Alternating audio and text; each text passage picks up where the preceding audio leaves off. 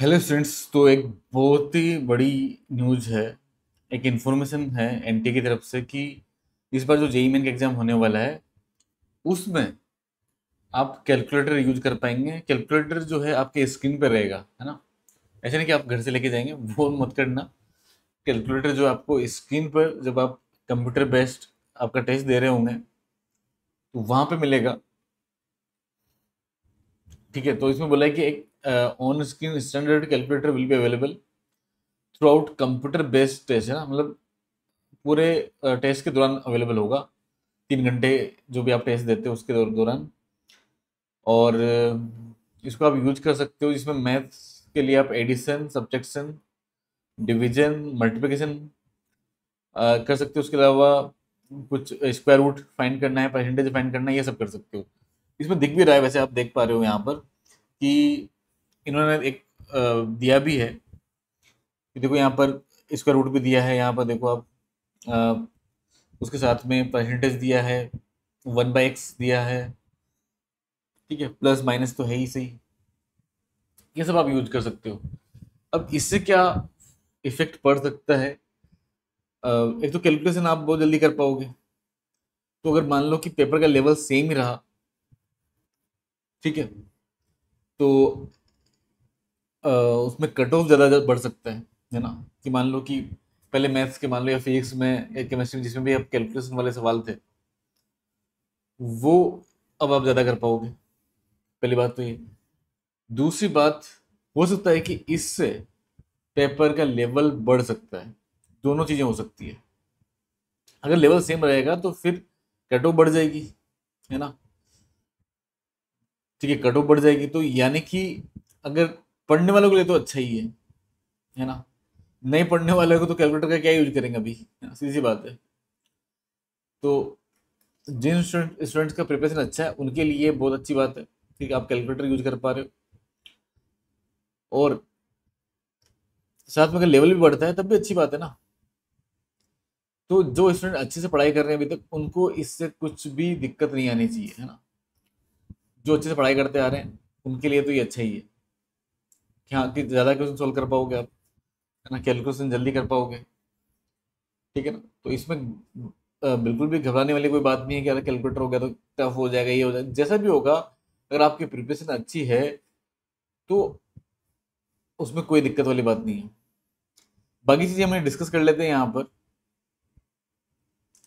कि eligibility criteria क्या होता है, कि आप 12th क्लास में होने चाहिए या फिर 12th पास आउट तो होने चाहिए। मतलब अभी आप 2026 में आप 12th एग्जाम देने वाले होने चाहिए, या आपका 2024 में होना चाहिए कंप्लीट, या 25 में होना चाहिए, या फिर जो अभी अपेयर होने वाले हैं। ठीक है ना। तो ये आपका एलिजिबिलिटी क्राइटेरिया, वो तो आपको पता ही है सब चीज़ें इसके बारे में। इसके बारे में आगे जो हम देखते हैं यहाँ पर, कुछ और चीज़ें डिस्कस करते हैं इसमें जो जरूरी है। मतलब मैं पैटर्न डिस्कस करना चाहता हूँ।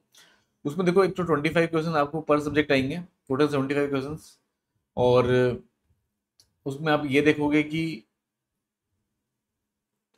हर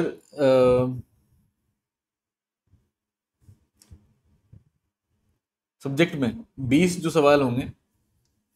जैसे यहाँ पे से बता दिया, पेपर वन जो होगा ये वो कंप्यूटर बेस्ड टेस्ट ही होगा, सीबीटी मोड ओनली हो, लिखा हुआ है कंप्यूटर पे होगा, मतलब पूरा टेस्ट। और वही आपका जेई मेन वाला मेन टेस्ट तो वही है। बी आर्किटेक्ट और बी प्लानिंग वालों के लिए फिर ये बाकी पेपर्स होंगे। बट जिनका बी या बी टेक है उनके लिए तो ये होगा कंप्यूटर बेस्ड टेस्ट। ठीक है।